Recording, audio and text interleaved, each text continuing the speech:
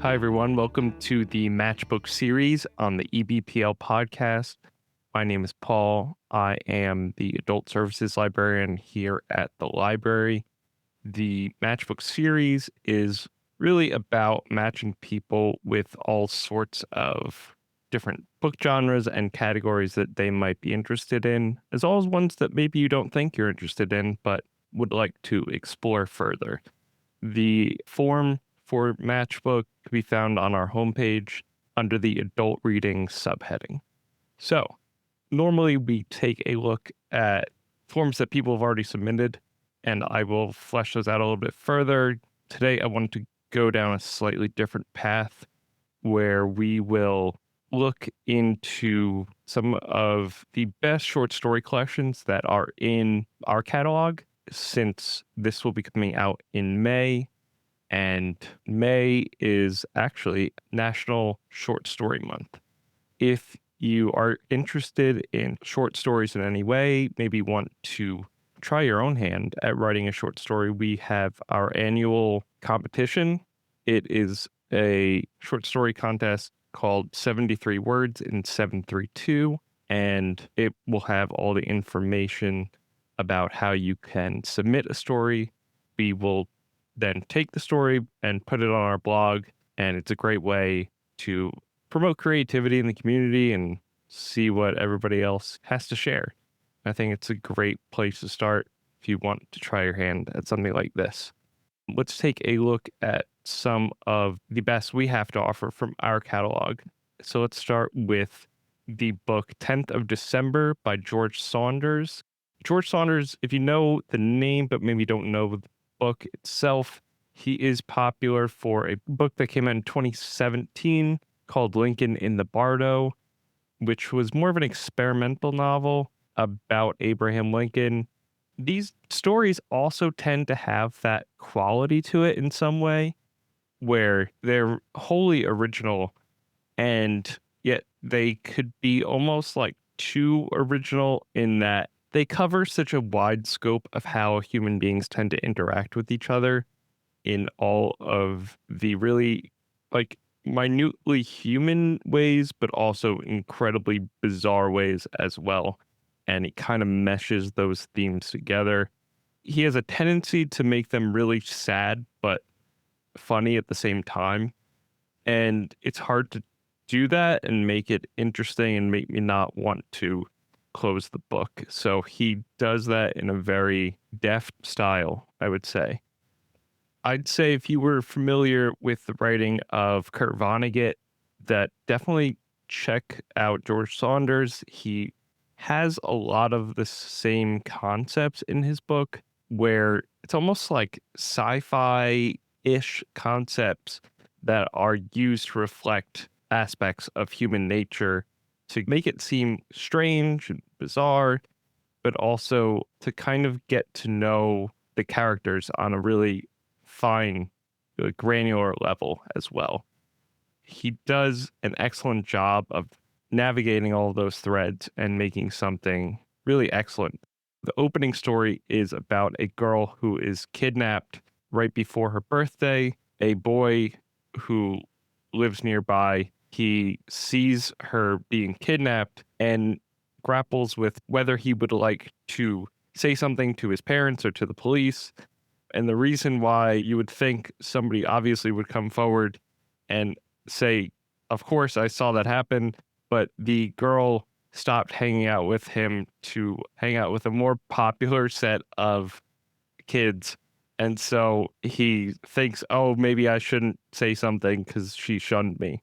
And this is just an example of a really strange situation, a strange reaction to that situation, but also to get to the essence of humanity as to why somebody would feel that way and not react the way we would expect them to. So again, there's like a sadness, there's humor to it, but also we get all these different perspectives in just a matter of pages of these different characters, and something that is not normally blended all together in just one story, but he does it very well.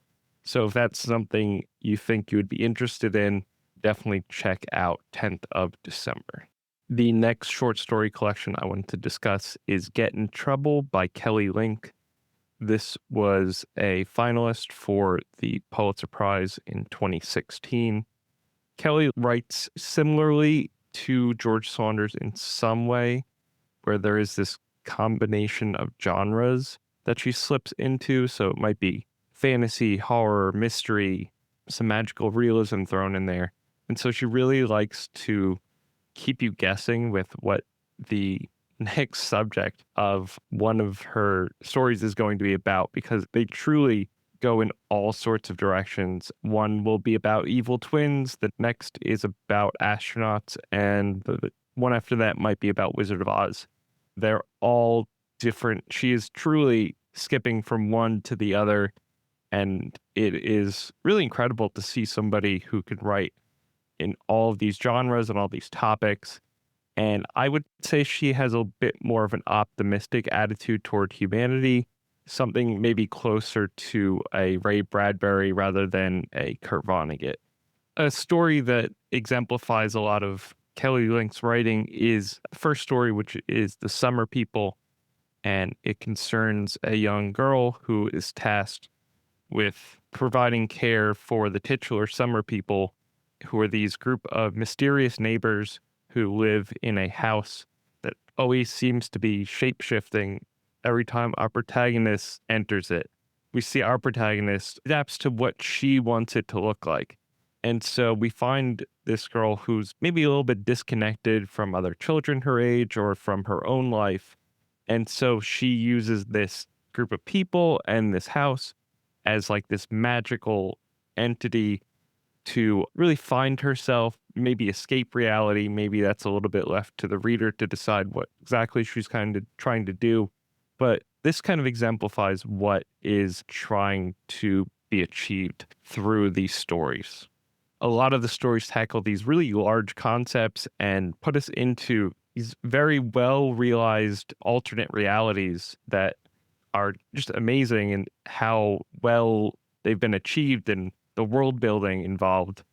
And so I'd say one of the faults almost is that so much emphasis on sucking you into this environment, and then there's all these great stories and all these great things happening, and then it almost feel like we leave too soon, as if there's almost like a seed of a great novel there, but we are left with a very engaging short story every time. The last collection I wanted to discuss is called The Paper Menagerie and Other Stories by Ken Liu. This is a collection of science fiction and fantasy stories, and the titular short story in this collection won all sorts of fantasy awards, including Nebula and Hugo Awards. And it's a really incredible saga of a first generation American child's life and growing up with a white American father and his Chinese mother who immigrated from China. And in it, we see, as he goes through life, the way he rejects and prizes certain elements of the different cultures he has access to through his parents over the years, and why he makes these conscious decisions to shun one or embrace the other one, and what that means about him, about the difficulties in having this mixed cultural heritage and upbringing, and ultimately his decisions that he makes, how this affects his parents as well. And it's a really excellent story. I don't want to spoil the whole thing, but at the seed of it is why we make these certain decisions on cultural basis. Ken Liu really likes to get into the logic of different metaphors, how we make sense of our own lives and of the world, and how lofty ideas can be paired with mundane everyday events that we experience. And he couples these two ideas to create something that ultimately seems like it shouldn't work that well, but it really does come through in an exceptional way. And there's even a more straightforward approach to some of the stories as well. There's a sci-fi, like private eye thriller about chasing down a serial killer. And it feels like something that can be turn into an entire full-scale novel, but he manages to do it in just under 60 pages. And to have the characters so beautifully imagined, it shows the level that he's working on right now and how amazing it is. So definitely check out any of those 3 short story collections. Remember, you can always submit a short story to us as well throughout the month of May.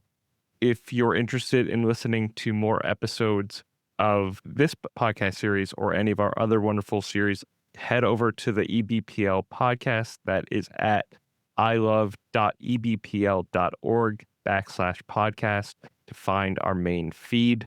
Like I said, it has all the back catalog of these episodes as well as the numerous other series that we have.